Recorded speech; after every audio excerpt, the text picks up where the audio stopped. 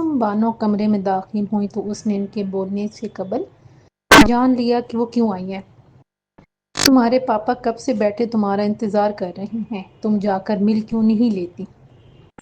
بے شک میرا ان سے کوئی تعلق نہیں رہا، مگر تمہارا تو ان سے خونی رشتہ ہے۔ صبرینا ان کی بات کو انسنی کرتے ہوئے کام میں مصروف رہی تو تبسم بانو زچ ہو گئی۔ تمہاری خود سری کا مطلب کیا ہے؟ تم اب اتنی بڑی ہو گئی ہو کہ میری باتوں کی تمہاری نظر میں کوئی اہمیت نہیں رہی۔ تمہارے پاپا میری تربیت کو الزام دیں گے کہ میں نے تمہارے دل میں نفرت کا بیج بویا ہے، جو تم ان سے ملنا نہیں چاہ رہی۔ ایک تو امی آپ بنا ایموشنل گفتگو کرنے لگ جاتی ہیں، جا رہی ہوں۔ وہ دوپٹہ ٹھیک کرتے ہوئے اپنی جگہ سے اٹھی، ایک نظر ڈریسنگ ٹیبل کے سامنے کھڑے ہو کر اپنے حلیے پر ڈالتے ہوئے وہ ڈرائنگ روم میں پہنچی۔ السلام علیکم۔ اس نے سلام کیا تو ثاقب علی اس کے سلام کا جواب دیتے ہوئے اسے بغور دیکھنے لگے۔ خیریت تو ہے؟ آج آپ کو مجھ سے ملنے کا خیال کیسے آ گیا؟ صوفے پر بیٹھتے ہوئے صبرینا نے جو سوال کیا وہ ان کی توقع کے مطابق تھا۔ تم میری بیٹی ہو، اس ناطے میں تمہاری یاد سے کیسے غافل ہو سکتا ہوں؟ اطمینان بھرے لہجے میں انہوں نے جواب دیا، آپ میری یاد سے غافل نہیں تھے، تبھی 5 برس بعد مجھ سے ملنے آئے ہیں۔ صبرینا نے دوبارہ طنز کا بھرپور وار کیا، مان لیتا ہوں اپنی غلطی کو۔ وہ ایک دم کھسیانے ہو گئے تھے۔ نغمہ آپا کی زبانی مجھے خبر ملی کہ تمہاری شادی طے ہو گئی ہے، میں نے سوچا مبارکباد دے دوں۔ رشتہ طے کرتے ہوئے تبسم نے مجھ سے پوچھنے کی زحمت گوارا نہیں کی۔ ان کا لہجہ شکایتی تھا۔ صحیح کیا امی نے، آپ کون سا میری خبر گیری کرتے ہیں جو وہ آپ کی رائے کو مقدم رکھتی؟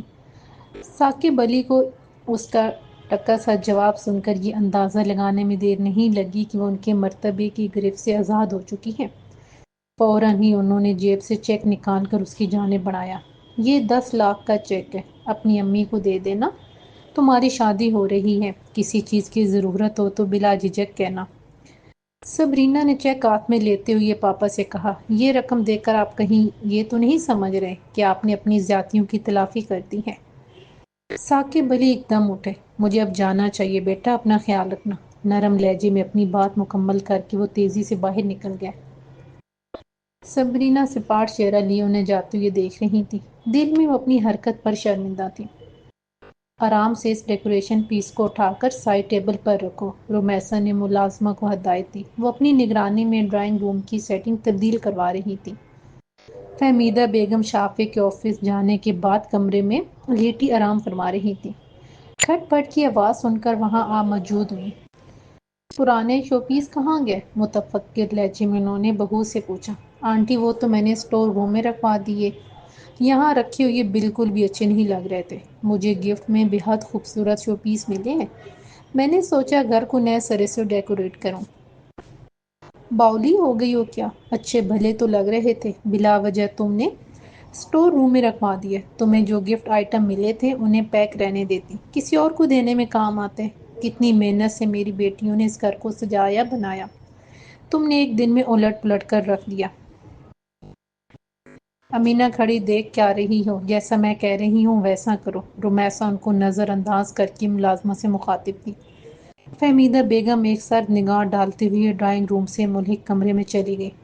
چند منٹ بعد وہ تن فن کرتی ہوئی وہاں سے نکلی۔ رومیسا پرانی الماری تم نے کہاں غائب کی؟ وہ تو اسٹور میں ہے، میں نے امینہ کے ساتھ مل کر اسے وہاں پہنچایا ہے۔ میں تو سوچ رہی تھی کہ کباڑیوں کو بلوا کر اسے گھر سے باہر کروں، مگر رک گئی کہ پہلے آپ سے پوچھ لوں۔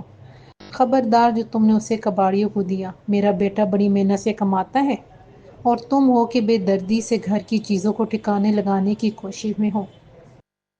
وہ الماری میرے مرحوم شوہر کی نشانی ہے، تمہارا بس چلے تو الماری کی طرح مجھے بھی کہیں پھینک دو، آنے دو شافع کو، تمہیں وہی درست کر سکتے ہیں۔ ابھی تم نے شافع کا پیار دیکھا ہے، اس کا غصہ دیکھو گی تو ساری ہوا نکل جائے گی۔ آپ پلیز مجھے کام کروانے دیں، شافع آئیں تو ان سے میری جتنی شکایات ہوں لگا دیجیے گا۔ وہ ان کی دھمکی کو خاطر میں نہ لائے بغیر اپنی کر رہی تھی۔ فہمیدہ بیگم اندر ہی اندر کھول رہی تھی، آپ نے کھانا تو بڑا مزیدار بنایا ہے، نیت نہیں بڑھ رہی۔ صبرینا ڈائننگ ٹیبل پر بیٹھی تبسم بانو کی خفگی کو یکسر نظر انداز کر رہی تھی۔ میرے سوال کا تم نے جواب نہیں دیا، کیا جواب دوں؟ آپ تو ایک بات کو لے کر جرا کرنے لگ جاتی ہیں۔ اپنے پاپا کے ساتھ اتنا سخت رویہ اختیار کرنے کی تمہیں کیا ضرورت تھی؟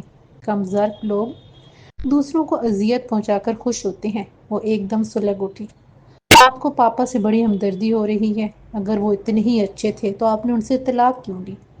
آپ کی وفاداری اور بے لوث محبت کا انہوں نے صلہ دوسری شادی کی صورت میں دیا۔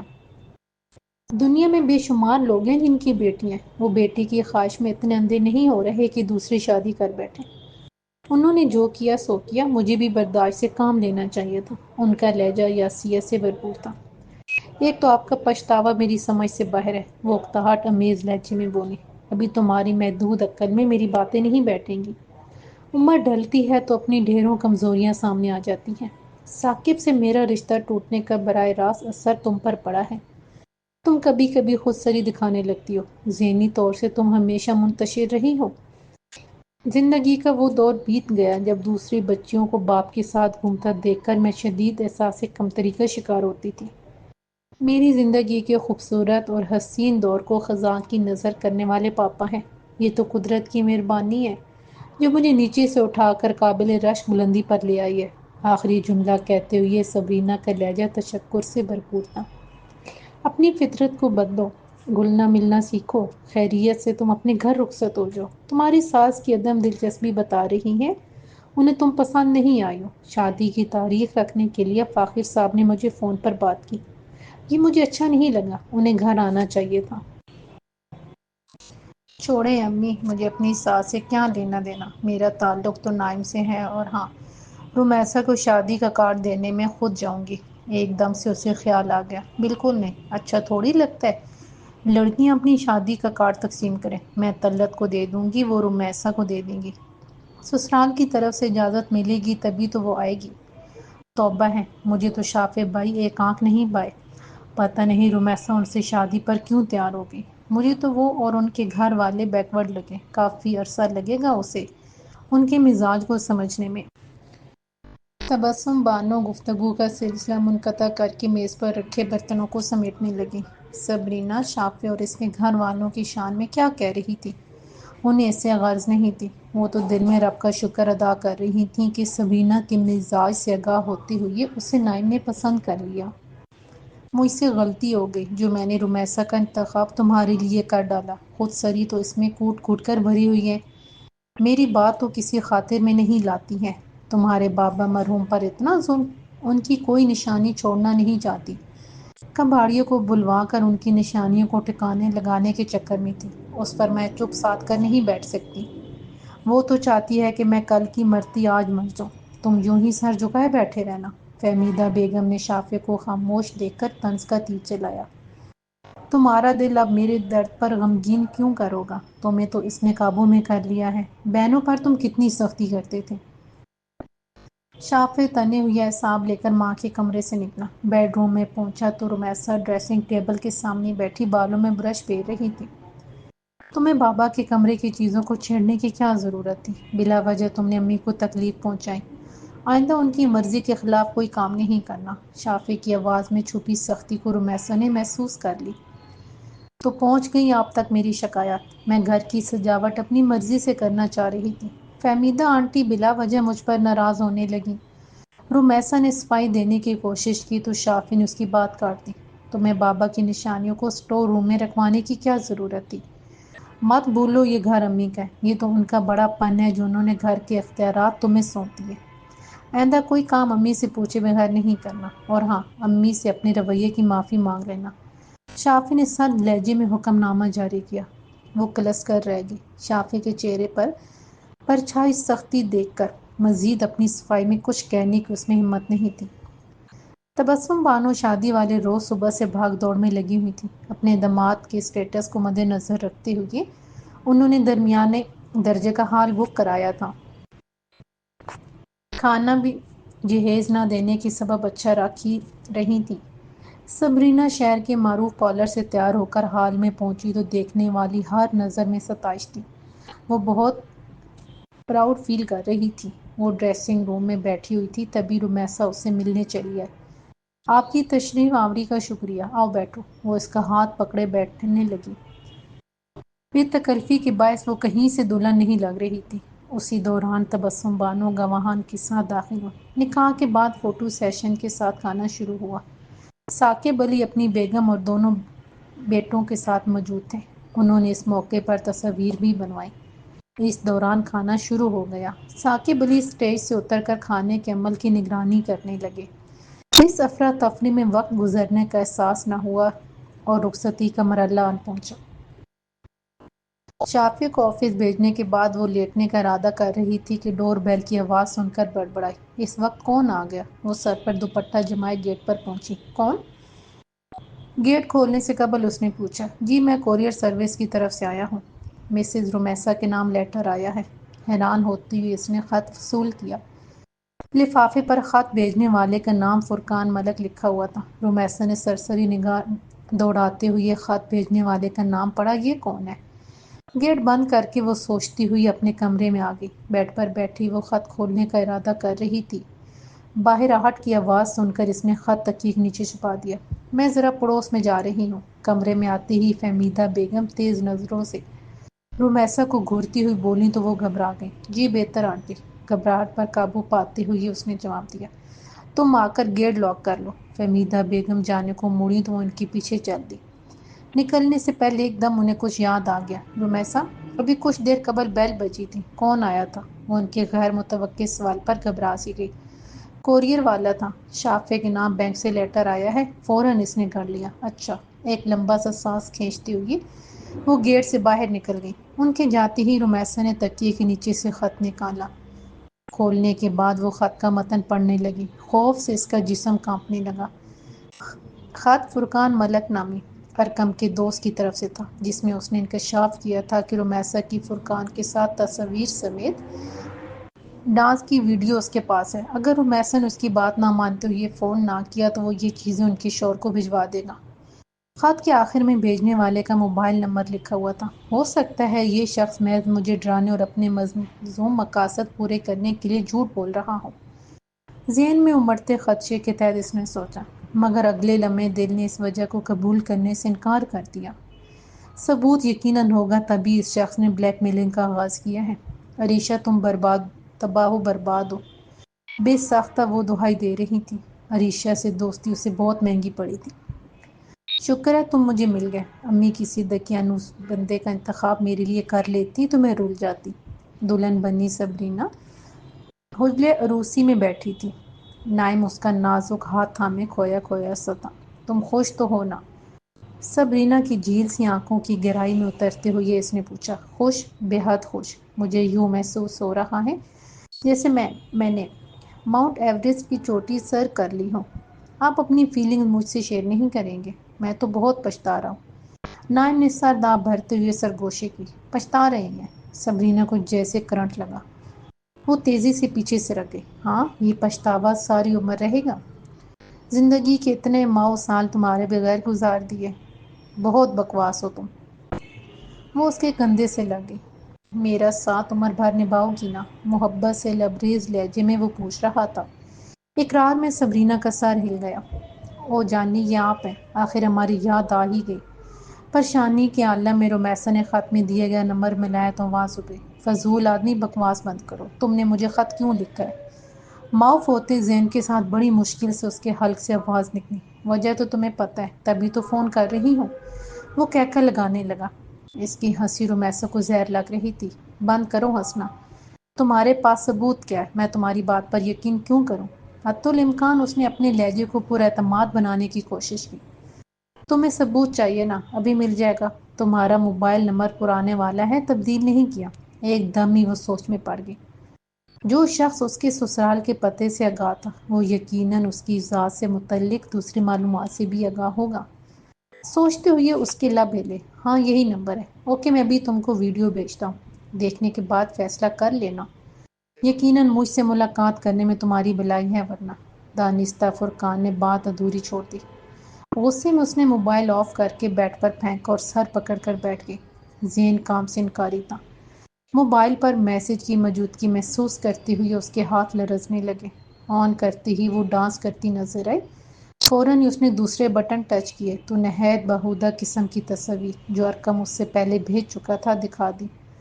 کچھ ارقم کے ساتھ اور کچھ انجان لڑکوں کے ساتھ بڑی خوبصورتی سے اس کی سمپل تصویر کو مہارت سے سیٹ کر کے شکل دی گئی تھی۔ کیا مجھے شافی کو بتا دینا چاہیے؟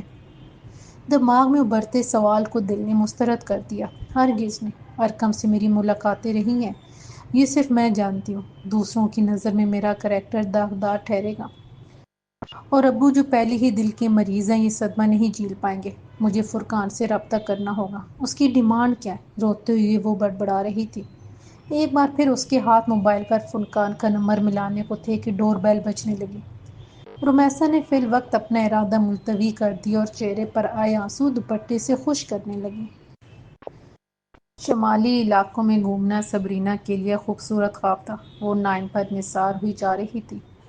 اس کی وارفتگی سے نائم کی خواہش ہوئی کہ زندگی کے یہ حسین دن ٹھہر جائیں۔ وہ سبرینا کے حسن میں کھویا ہوا تھا۔ اس کا حسن تھا ہی ایسا جس کے آگے وادیوں کا حسن مانند پڑ جاتا۔ ایک دوسرے کے ہاتھوں میں ہاتھ ڈالے فاتحانہ انداز میں خوبصورت وادیوں میں وہ سیلفیاں لے کر یادوں کو محفوظ کر رہے تھے۔ دونوں کو یوں لگ رہا تھا کہ منزل مقصود مل گئی ہو۔ دونوں کے پاس جذبوں کا مال غنیمت بے شمار تھا، جسے وہ جتنا نچھاور کرتے اتنا ہی بڑھتا۔ تم مجھ سے کیا چاہتے ہو؟ رمیسا ایک بار پھر فرقان سے گفتگو کر رہی تھی۔ فہمیدہ بیگم کے محلے میں جانے کے سبب اسے آج پھر موقع مل گیا تھا، ورنہ وہ آنکھیں بند کیے کمرے میں لیٹی ہوتی تب بھی رمیسا کو لگتا وہ بند آنکھوں سے اس کی جاسوسی میں مصروف ہیں۔ چاہتا تو میں تم سے بہت کچھ ہوں۔ وہ بہودہ بات کر کے بے سراپا ہنس رہا تھا۔ مطلب کی بات کرو۔ تمہیں اپنی زبان بند رکھنے کے لیے کتنی رقم چاہیے؟ بدلے میں ضمانت بھی دینی ہوگی کہ تم آئندہ ایسا کچھ نہیں کرو گی جس سے میری بدنامی ہو۔ میری مجبوری کو سمجھو۔ میں ایسی عورت نہیں ہوں۔ اگر میں نے ایسا کچھ کیا ہوتا تو پھر اپنی غلطی پر شرمندہ ہوتی۔ فالتو میں یہ بدنامی کا توق میرے گلے میں ڈال دیا گیا ہے۔ تمہیں کتنی رقم درکار ہوگی میری زندگی سے نکلنے کے لیے؟ 20 لاکھ میرے خیال میں مناسب رہیں گے۔ دوسری طرف سے سوچتے ہوئے بولا گیا۔ یہ تو بہت زیادہ ہے، میں کہاں سے اتنی رقم کا بندوبست کر پاؤں گی؟ وہ چلانے کو تھی۔ یہ میرا نہیں تمہارا مسئلہ ہے، مجھ پر رحم کرو، میں اتنی بڑی رقم کا بندوبست کہاں سے کروں گی؟ 5 لاکھ لو، میری جان چھوڑ دو۔ قطعاً نہیں۔ تمہاری بدنامی کی قیمت بس اتنی سی؟ تم میرا وقت ضائع کر رہی ہو۔ دوسری طرف سے فون کاٹ دیا گیا۔ اس سے ڈیل کرنے سے بہتر ہے کہ میں موت کو گلے لگا لوں۔ رمیسا زیر لب بڑبڑائی۔ وہ رو دینے کو تھی۔ منفی سوچیں اسے خودکشی کرنے پر آمادہ کر رہی تھیں، مگر والدین کو ذہنی اذیت پہنچانے کا خیال ایسا تھا جو اسے اس ارادے سے باز رکھ رہا تھا۔ امی ابو اس عمر میں یہ صدمہ جھیل پائیں گے؟ ان کے لیے تو اس کی موت جان لیوا ثابت ہوگی۔ پھر لوگوں کے طرح طرح کے سوالات کہ اس نے خودکشی کیوں کی۔ والدین نے اسے بڑے ناز و نم سے پالا تھا۔ ابو کے نزدیک تو ان کا بیٹا تھی جس نے اپنے شاندار تعلیمی کیریئر کی بدولت ان کا سر ہمیشہ فخر سے بلند کیا تھا۔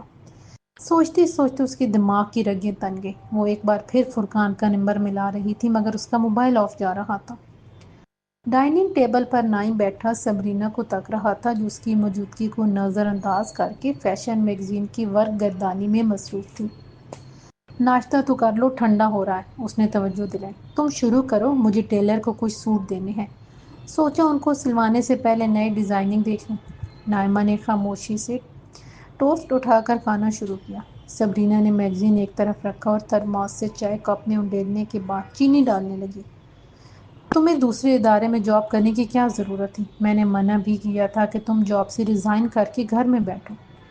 میرے منع کرنے کے باوجود بجائے ملازمت چھوڑنے کے تم نے دوسری کمپنی جوائن کر لی۔ نائم کا لہجہ تلخ ہو گیا تھا۔ سبرینا نے نہایت اطمینان سے چائے کا کپ اس کے پاس رکھا اور دھیمے سے لہجے میں گویا ہوئی۔ میں نے تم سے شادی گھر بیٹھنے کے لیے نہیں کی تھی۔ اسکائی کمیونیکیشن کی جانب سے مجھے اچھی آفر تھی سو میں نے قبول کر لی۔ مجھے اپنی ایجوکیشن سے مستفید بھی ہونا چاہیے۔ میرے نزدیک تو عورت کو صرف معاشی مجبوری کے تحت ملازمت کرنی چاہیے۔ اعلیٰ تعلیم کا مقصد نئی نسل کی تعمیر ہوتا ہے۔ اس کار میں تمہاری ضرورت ہر جگہ سے زیادہ ہے۔ وقت آئے گا تو میں گھر پر بیٹھ جاؤں گی۔ فی الوقت تو گھر میں میرے کرنے کے لیے کچھ ہے ہی نہیں، اسی لیے میں جاب کر رہی ہوں۔ امی کو سپورٹ بھی تو کرنا ہے۔ اس کی وضاحت مکمل ہوتے ہی نائم نے کہا، تم آنٹی کو راضی کرو، وہ ہمارے پاس آ جائے۔ مشکل ہے کہ وہ راضی ہوں، پھر بھی میں کوشش کر کے دیکھ لیتی ہوں۔ اوکے اب تم جلدی سے ناشتہ کر لو، سنڈے کا فائدہ اٹھاتے ہیں، کہیں گھومنے چلتے ہیں۔ نائم کی بات سن کر اس نے تائید میں سر ہلا دیا۔ رمیسا کا دل بے حد اداس تھا۔ دوپہر کے کھانے سے فارغ ہو کر اس نے سونے کی کوشش کی مگر نیند نہ آنے کے سبب وہ آنگن میں لگے امرود کے پیڑ تلے بچھی چارپائی پر بیٹھ گئی۔ آنگن میں خاصی دھوپ تھی مگر اسے احساس نہیں ہو رہا تھا، وہ سخت مضطرب تھی۔ درخت پر موجود چڑیوں کی چہچہاہٹ نے کچھ دیر کے لیے اسے اپنی جانب متوجہ کیا مگر کچھ وقفے کے بعد اس کا دماغ پھر سے فرقان کی جانب چلا گیا۔ فرقان کو رمیسا سے رابطہ کیے 2 مہینے سے اوپر ہو گئے تھے۔ رمیسا اس کے رابطہ نہ کرنے پر کسی خوش فہمی کا شکار نہیں ہوتی۔ اسے اس بات کا یقین ہو چکا تھا کہ اس کے مقدر میں تباہی لکھ دی گئی ہے۔ تبھی تو ارقم کے مرنے کے بعد فرقان تاوان وصول کرنے موجود ہوا تھا۔ رمیسا اتنی گرمی میں سین میں بیٹھی کیا کر رہی ہو؟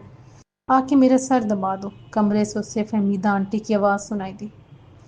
رمیسا کا دل چاہ کہ انہیں صاف منع کر دے مگر شافی کی ناراضگی کی ڈر سے وہ اٹھ کر ان کے کمرے کی طرف چل دی۔ رمیسا نے چائے اور سموسہ ٹرے میں رکھے اور ڈرائنگ روم میں ٹرے ٹیبل پر رکھتے ہوئے اس نے وہاں کرسی پر بیٹھے شافی کے کزن کو سلام کیا تو شافی کے کزن نے نظریں جھکا لیں۔ شافی کو اس کا ٹرے اٹھائے ادھر آنا سخت ناگوار لگا تھا۔ وہ تیز نظروں سے گھورنے لگا۔ رمیسا اس کی ناراضگی کو محسوس کرتی ہوئے گھبرا گئی اور الٹے قدموں جانے کے لیے پلٹی۔ کچن میں آ کر وہ بے مقصد چیزوں کو اٹھا کر ادھر ادھر رکھنے لگی۔ اس دوران فہمیدہ آنٹی مغرب کی نماز سے فارغ ہو کر کچن میں پہنچ گئی تھی۔ سرسری نظر دوڑاتے ہوئے وہ بولی، تم نے ابھی تک چائے نہیں بنائی؟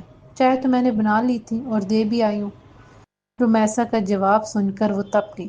تھوڑی دیر تم سے صبر نہیں ہوا جو ادھر چائے پہنچا کر آ گئی؟ میں نماز پڑھ کر خود دے آتی۔ سائن شافی کا خالہ زاد ہے، سگا بھائی نہیں۔ جب تم گھر سے باہر نکلتے ہوئے پردہ کرتی ہو تو گھر میں بھی تمہیں اس بات کا خیال رکھنا چاہیے۔ وہ استہزائیہ انداز میں اپنی بات مکمل کر کے جا چکی تھی۔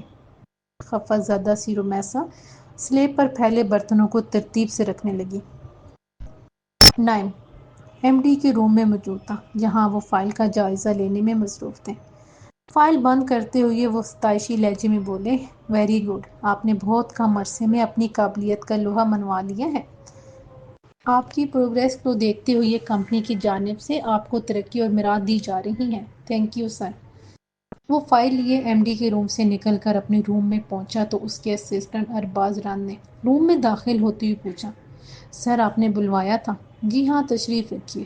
جو پروجیکٹ میں نے آپ کو دیا تھا آپ اس کی فائل بھجوا دیں تاکہ میں اسے چیک کر لوں۔ اوکے میں بھجوا دیتا ہوں۔ ارباز ران کے جاتے ہی نائم ریوالونگ چیئر کی پوچھ سے ٹیک لگا کر انتظار کرنے لگا۔ مبارک ہو، آپ کی ترقی کی نوید چند ساتھ پہلے مجھ تک پہنچی ہے۔ نائم کے کولیگ صفدر نے اندر آتے ہوئے مبارکباد دی۔ وہ جینیس ہونے کے ساتھ منہ پھٹ اور دل کا صاف تھا۔ نائم سے اس کی گاڑی چنتی تھی۔ وہ کرسی کھینچ کر بیٹھنے کے بعد پرمزاج انداز میں نائم سے بولا، آج باس کا موڈ اچھا تھا، میری پروموشن کی بات ان کے ذہن میں ڈال دیتے۔ تم نے زیان صاحب کے ذہن میں اپنی پروموشن کی بات ڈال دی ہے، یقیناً انہوں نے یہ بات آگے پہنچا دی ہوگی۔ صبر کرو، تمہاری بھی پروموشن ہو جائے گی۔ ضروری تو نہیں ہر چیز ہماری توقع کے مطابق ہو، لک تو ہر بندے کی مختلف ہوتی ہے۔ یو آر رائٹ، آپ تو ہر معاملے میں لکی ہیں، شاندار تعلیمی کیریئر، جاب میں اپنی قابلیت کو منوانے والے، محبت میں کامیاب، قدرت آپ پر کوئی زیادہ مہربان ہے۔ حسن کے ساتھ ساتھ آپ کو انگنت صلاحیتوں سے نوازا گیا ہے۔ نائم اس کی بات سن کر ہنستے ہوئے بولا، یہ تو ہے، یہ بتاؤ کیا پیو گے؟ نو تھینکس، ابھی میں چائے پی کر فارغ ہوا ہوں۔ ہماری بھابھی کی جاب کیسی چل رہی ہے؟ کچھ توقف کے بعد نائم کے لب ہلے۔ میں تو چاہتا تھا کہ وہ جاب چھوڑ دے مگر وہ خود کو مصروف رکھنا چاہتی ہیں، بقول اس کے وہ گھر بیٹھ کر کیا کرے گی۔ فی الحال تو خوشخبری بھی نہیں ہے کہ میں اس پر پریشر ڈالوں کہ وہ آرام سے گھر بیٹھے، بقول اس کے اسے دوسرے ادارے کی جاب میں خاصا لطف آ رہا ہے، تو کرنے دینا انہیں جاب، خاصی ٹیلنٹڈ ہے۔ وہ مسکراتے ہوئے نائم سے کچھ کہنا چاہا، عین اسی لمحے اس کے موبائل پر کال آ گئی۔ ایکسکیوز می، بولتے ہوئے وہ کال پر متوجہ ہو گیا۔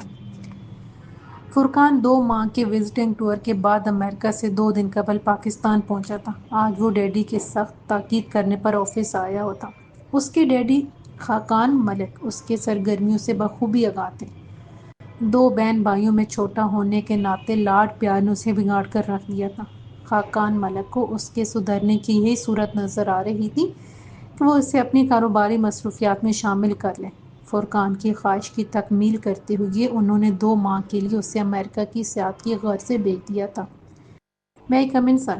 فرقان بے دلی سے آفس میں بیٹھا اپنے ارد گرد پڑے کاغذات پر نظریں دوڑا رہا تھا۔ تبھی اسے اپنی سیکرٹری شرمین کی چہکتی ہوئی آواز سنائی دی۔ شرمین کو 5 ماہ پہلے اس نے اپوائنٹ کیا تھا۔ اس کے سامنے بظاہر وہ یہ تاثر قائم کر رہا تھا کہ وہ اپنے کام سے کام رکھنے والا بندہ ہے۔ وہ اس سے دفتری امور پر بات چیت کرنے اس کے پاس آئی تھی۔ Please be sit down. Furqan نے ہاتھ کا اشارہ کرتے ہوئے اس کے سراپے پر نگاہ دوڑائی۔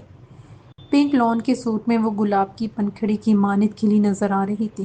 شرمین کا تعلق لوور مڈل کلاس سے تھا۔ وہ اپنی مالی مجبوریوں کے باعث انٹر کے بعد کمپیوٹر کے شارٹ کورس کی تکمیل کے بعد اخبار میں دیے گئے اشتہار کی وساطت سے فرقان کے آفس میں پہنچی تھی۔ اس سے کہیں زیادہ پڑھی لکھی لڑکیاں سیکرٹری کی جاب کے حصول کے لیے انٹرویو دینے پہنچی تھیں، مگر قرہ فال شرمین کے نام نکلا تھا۔ انٹرویو کے لیے آنے والی تمام لڑکیوں میں شرمین سب سے زیادہ خوبصورت تھی اور مجبور بھی۔ جاب اس کی ضروری تھی۔ فرقان تو ایسی لڑکیوں کی تلاش میں رہتا تھا جن کی مجبوریاں انہیں اس کی تمام باتیں ماننے پر مجبور کر دیں۔ وہ زیادہ تیز ترار لڑکیوں سے بھی دور رہتا تھا۔ کیا بات ہے، آج تم کچھ الجھی سی ہو؟ شرمین تذبذب کا شکار ہو گئی۔ فرقان مزید بولا، کوئی پریشانی ہے تو تم مجھ سے شیئر کر سکتی ہو سر۔ وہ شرمین کچھ کہتے ہوئے الجھن کا شکار تھی۔ بلا تکلف کہہ ڈالو، کیا کوئی فائنینشیل پرابلم ہے؟ اس کا لہجہ ہمدردانہ تھا۔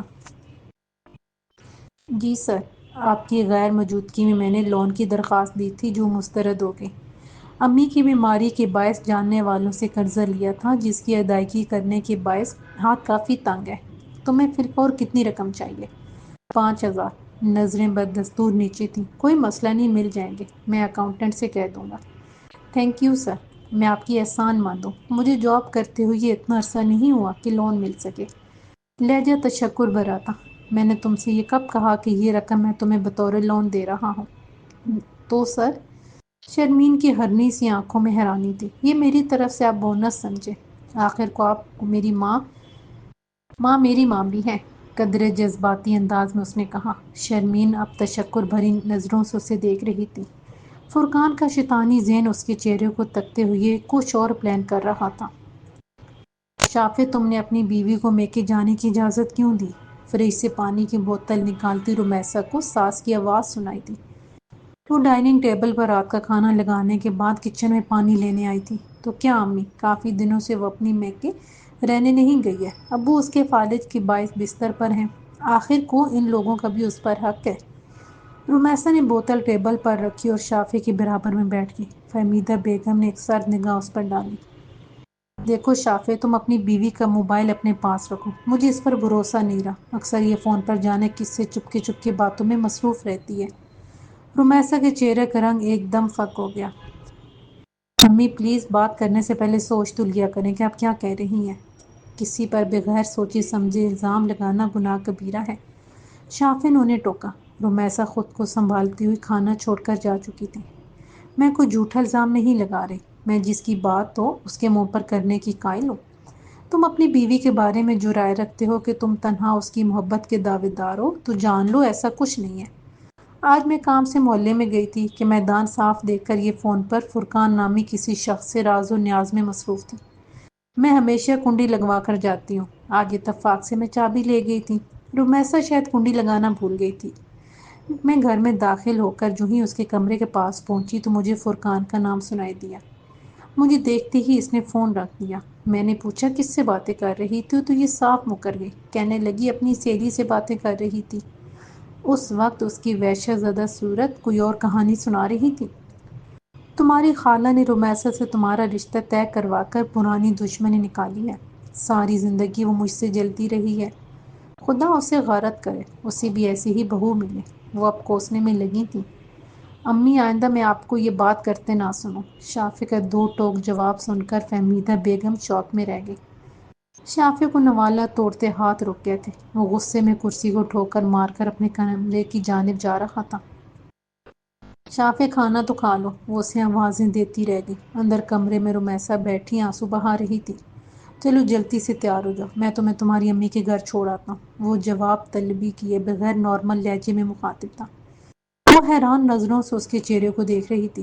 اتنی ہونک صورت لیے مجھے کیوں دیکھ رہی ہو؟ میں تمہیں مستقل امی کے گھر چھوڑنے نہیں جا رہا۔ صبح مجھے تمہیں آفس جاتے ہوئے ڈراپ کرنا تھا، سو اب کر دیتا ہوں۔ شاباش اٹھو۔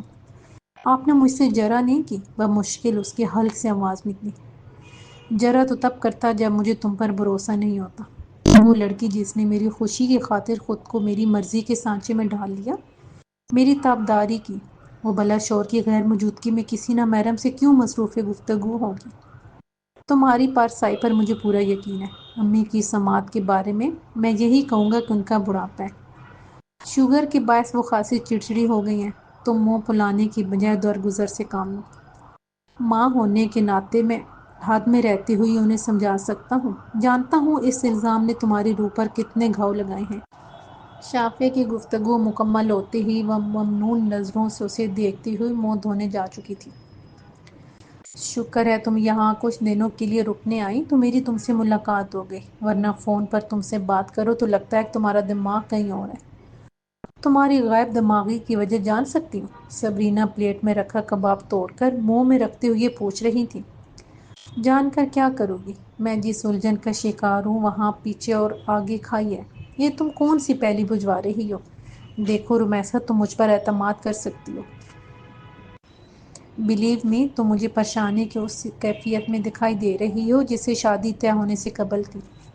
وہ نظریں چراتی رمیسا کے چہرے کو بغور دیکھ رہی تھی۔ صبرینہ، میں بہت بڑی پریشانی سے دوچار ہوں۔ بدنامی کا اندیشہ مجھے چین نہیں لینے دیتا۔ 2 مہینے سکون سے گزرے، میں سمجھی وہ شاید مر گیا ہے، مگر ایسے شیطان مرتے کہاں ہیں؟ وہ مجھے پھر دھمکا رہا ہے۔ میں اپنے زیورات لے کر آ گئی ہوں، سوچ رہی ہوں انہیں بیچ کر جتنی رقم ملے گی اس کے منہ پر دے ماروں گی، مگر رمیسا کی آواز روند گئی تھی۔ صبرینہ نے اس کے ہاتھ پر ہاتھ رکھتی ہوئی تسلی دی۔ میں غیر پریشان ہوں، یہ مجھے ایک بات بتاؤ۔ دوست ہونے کے ناطے مجھ سے جو کچھ بن پڑا تمہارے لیے کروں گی، پلیز رونا بند کرو۔ وہ اب سسک رہی تھی۔ شکر ہے آنٹی مارکیٹ گئی ہیں، تمہاری آواز سن کر وہ فوراً ادھر کا رخ کرتی۔ قبل اس کی کہ وہ لوٹ آئیں، تم الف سے یہ تک مجھے تفصیل بتا دو۔ تمہاری بہم باتوں کے مفہوم سے میں نے یہ اندازہ لگایا ہے کہ معاملہ سیریس ہے۔ رمیسا جو راز سینے میں دبائے بیٹھی تھی، صبرینہ کے حوصلہ دینے پر اس نے ارقم سے لے کر فرقان تک کی پوری سرگشت سنا ڈالی۔ اس بات کی کیا گارنٹی کہ رقم لینے کے بعد وہ منہ بند کر کے بیٹھ جائے گا؟ جس بلیک میلر کا تم ذکر کر رہی ہو، اس نے جانے تمہاری غفلت کا فائدہ اٹھا کر کس کس جگہ پر تمہاری تصویریں اتاری ہوں گی۔ بہتر ہوگا تم شافع کو بتا دو۔ کیا بتا دوں؟ یہی کہ شادی سے پہلے میرا ارقم کے ساتھ افیئر تھا۔ صبرینہ، میری گزشتہ زندگی کی یہ حقیقت شافع پر کھول گئی تو اس کی زندگی میں میری کوئی جگہ نہیں رہے گی۔ اس نے طلاق کے 3 الفاظ میرے منہ پر مار کر مجھے اپنی زندگی سے نکال پھینکنا ہے۔ اس حقیقت سے میں بخوبی واقف ہوں۔ میرے تو وہم و گمان میں بھی نہیں تھا کہ جس شخص کو محبت کو میں پاکیزہ سمجھ رہی ہوں وہ ہوس پرست انسان ہے۔ وہ بھیڑیا تو میری توقع کے برعکس بہت جلد قدرت کے انتقام کا شکار بن گیا۔